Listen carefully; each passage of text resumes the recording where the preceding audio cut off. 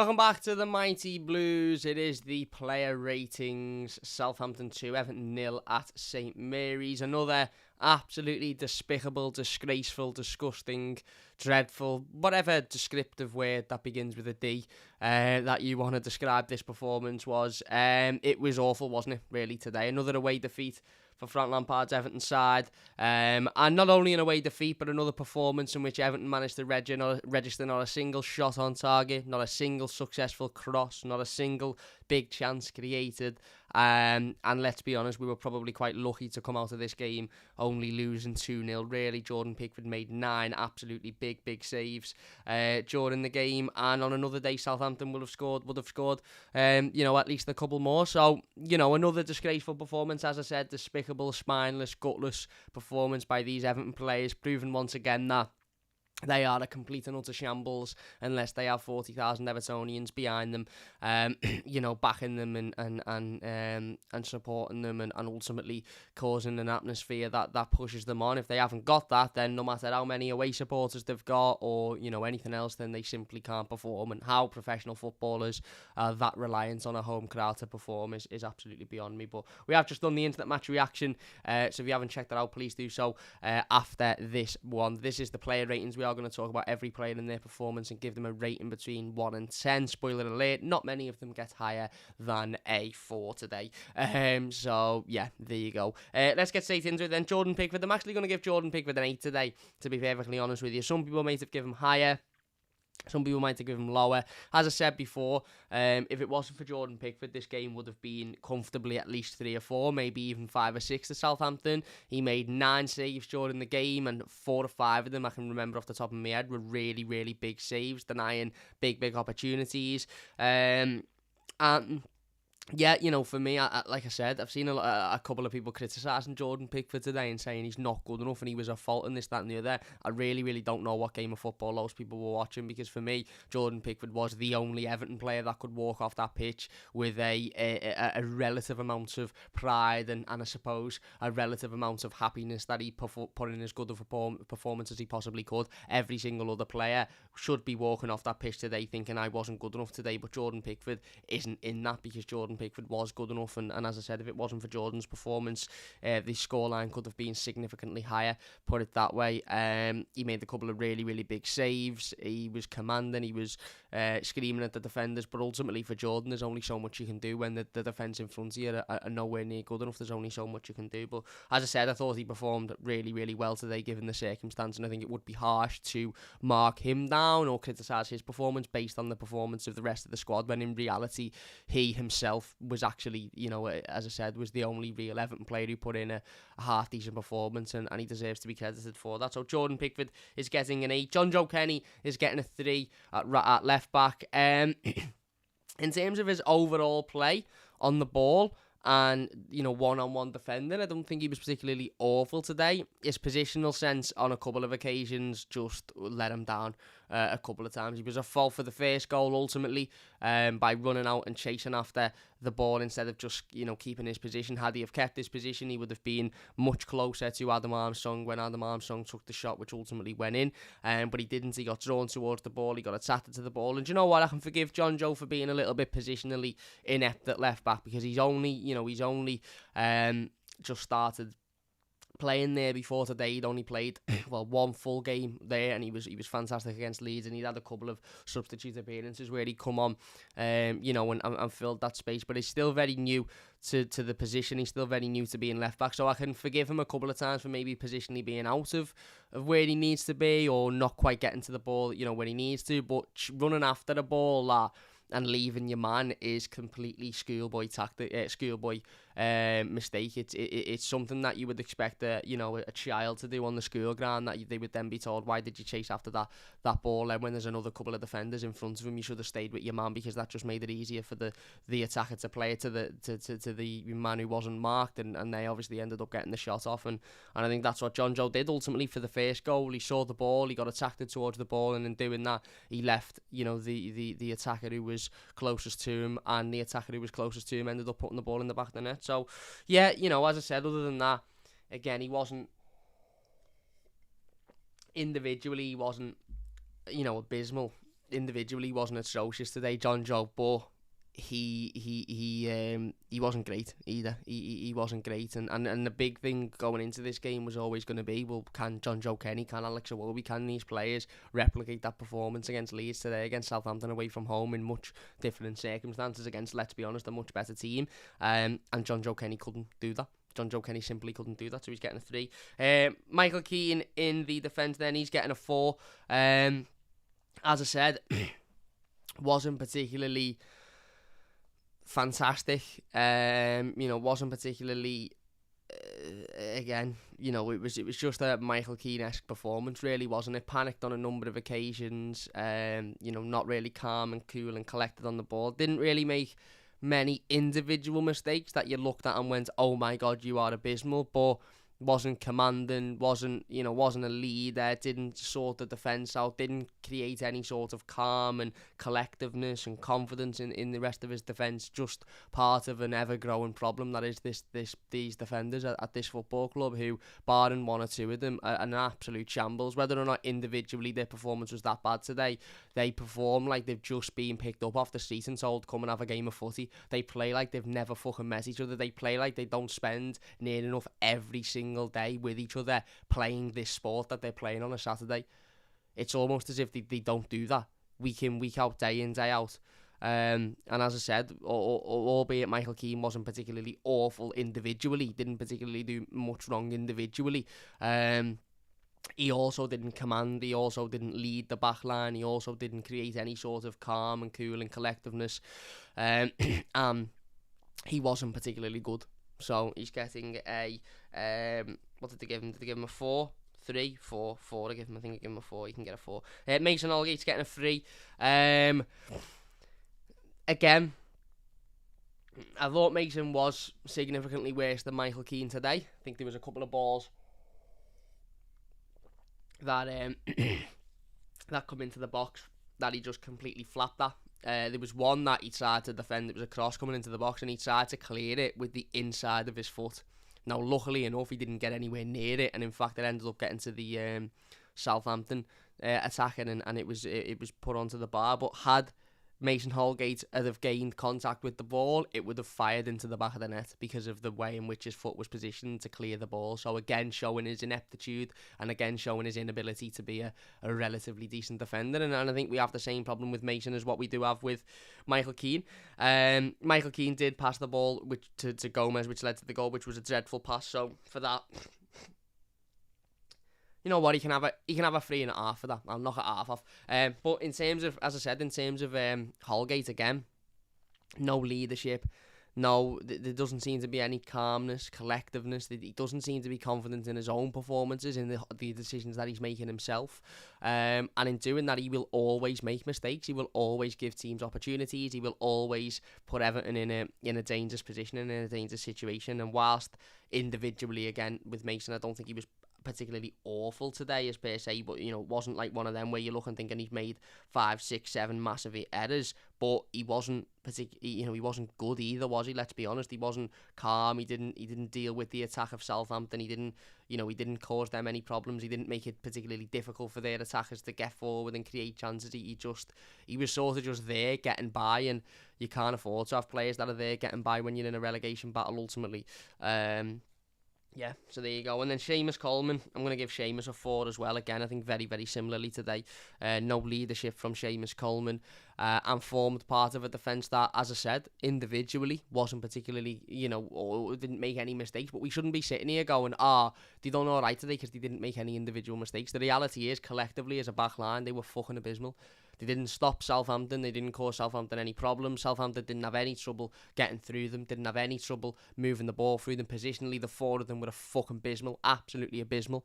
Atrocious. You can half forgive John Joe Kenny because he's a not very good right back playing left back, let's be honest. The other 3 are Premier League experience, 2 Premier League experience centre halves who've played at this level for a long, long time, and a 30-odd-year-old Premier League experience right back, and yet their positional sense on a football pitch is as if they've literally just turned up and put a pair of football boots on for the first time. It's fucking embarrassing. Absolutely embarrassing, and Seamus Coleman formed part of that back line today. And whilst on the ball individually, he wasn't particularly bad. I think as a whole and as a defence, and Seamus for me as well. Seamus should be the leader. Seamus should be the player that's, giving the instructions out. Seamus should be the player that is talking to his back line, talking to his defenders, talking to his centre-halves, giving them the instructions, telling them what to do. Seamus Coleman is the captain of this football club. That should be his job. That should be his task. And he just doesn't seem to be doing it, and he didn't seem to do it today either. And as I said, ultimately the back line was abysmal, and how many opportunities. I mean, Southampton had 10 shots on target. 10 shots on target. That tells you what you need to know about Everton's defence today. They might be the worst defence of the Premier League in dealing with pressure. When there's any sort of pressure on, when any team are getting at them, or they're putting a bit of pressure on them, or they're forcing them back, or they're forcing them into trying to make mistakes, we might be the worst team in the league at dealing with that. We just simply cannot deal with it. It's actually embarrassing. It's actually embarrassing. Onto the midfield then. Alan's getting a 3. Obviously got a really silly yellow card early on in the game, which actually I think was the turning point in the game. That and the penalty decision, which was an absolutely fucking abysmal decision by the referee. But that, as well as the penalty decision, I think were the two big turning points in the game. We actually played relatively well for the opening 10-15 minutes, I thought. We were moving the ball around well. We were trying to create chances. We were getting in the box. As I said, we should have had a penalty, which is a disgraceful decision by the referee. But Alan goes and gets a silly yellow card 10-15 minutes in, and automatically puts himself on a tightrope then, doesn't he? He automatically puts himself in a position where the referee has always got it out for him. He puts himself in a position where the next bad challenge he makes, he's going off, and actually, ironically, a couple of minutes later, he made another bad challenge on the edge of the box, which led to a James Ward-Prowse free kick, which Jordan Pickford had to make a good save for. So Alan, from that point on, literally about 17-18 minutes in, was completely out the game, completely and utterly out the game, because he couldn't make any more challenges, and that's what Alan's game is. Alan's game thrives on being able to get his foot in, make a challenge, knowing that sometimes he'll give away a foul, sometimes he won't get to the ball, but other times he will get to the ball, and other times it'll be a great challenge, and you'll be sitting there thinking, fantastic, that, well done, keep it up. But when you take that away, when you strip that down, and he's not able to do that because of being on a yellow card, effectively a big part of his game is gone. A big part of who he is, what he is as a player, is gone. And then you add to the fact that his on the ball work today was abysmal whilst he was on the pitch. His passing was absolutely fucking atrocious. His movement wasn't very good. His defending wasn't particularly great either. Then you've ultimately got a player who you're carrying, and I think we were carrying a lot of players today, and Alan was ultimately one of them, and obviously he went off at half-time, but for the time he was on the pitch, I don't think he was very good, so he's getting a 3. Donny van der Beek, I don't think was much better, if I'm being honest. I'll give him a 5.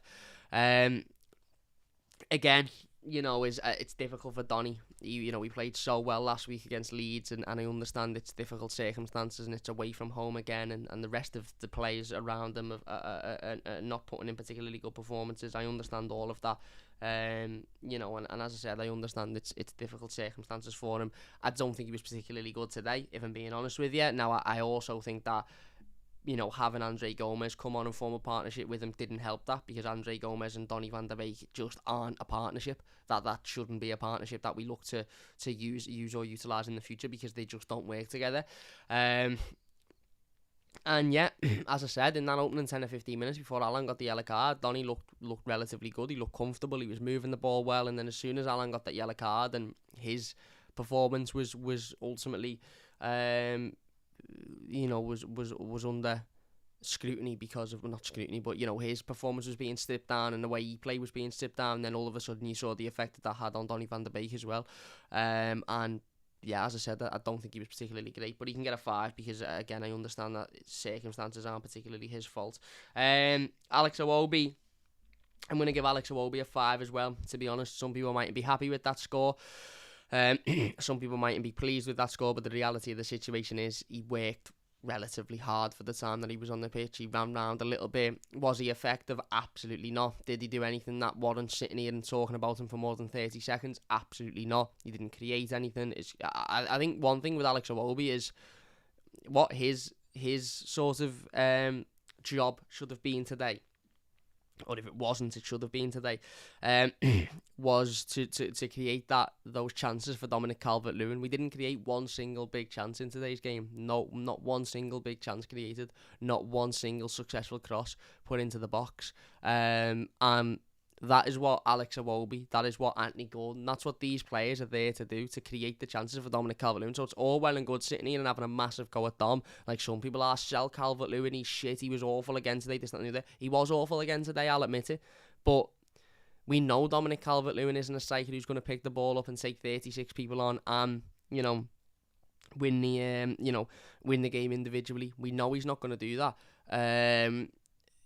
Ultimately, the reality of the situation is Dom needs service, Dom needs crosses into the box, Dom needs players putting the ball in, Dom needs players giving him opportunities, Dom needs players creating chances for him. And if they create chances for him, then more often than not, he puts them in the back of the net. But what's Dominic Calvert-Lewin meant to do when your likes of your Alex Iwobis and your Anthony Gordons aren't creating any chances for him? And that was, I think, what we had today. And as I said, I think Iwobi worked hard, but he just didn't do anything. He just didn't do anything. So we can get a 5. Gordon, I'm going to give Gordon a 6. I think his first half performance massively boosts that score. I think he was one of the only ones that was seemingly running around, trying to create something, trying to make something happen, trying to create chances and create opportunities. The second half, he wasn't very good. It has to be said, he wasn't very good. He went missing. He couldn't quite get the rhythm. He couldn't quite put his foot on the ball. And let's be honest, I think Dominic Calvert-Lewin, Richarlison and Anthony Gordon probably touched the ball less times than me in that second half. And I was sat on my couch watching the game from home. I think I touched the ball more times than the three of them. But yeah, as I said, he worked hard, he ran round, and I don't think it was as much of Anthony Gordon's fault as to the way in which we performed today. But in those chances where he's got the ball on the wing, maybe he does need to look for that cross into the box more often than trying to get it on his left foot or his right foot and get a shot. And I've got no problem with him doing that. I said last week, I love Anthony Gordon and the fact that when he gets a sniff at goal, he takes a shot. I think it's great, and I think it's exactly what we need. But that service to Dominic Calvert-Lewin is also important as well. Where are we? Shit, Dom was in and Iwobi passed the through ball back to Goodison. Yeah, that's true. I remember that one, yeah. Iwobi put too much weight on the through ball. But there was another one where Iwobi played a really good ball into Anthony Gordon, and Anthony Gordon was through when he cut in on his left foot instead of his right foot and really shortened the angle for himself. So, there you go. Dominic Calvert-Lewin then, I am going to give Dom a 3 because I don't think he was particularly good today.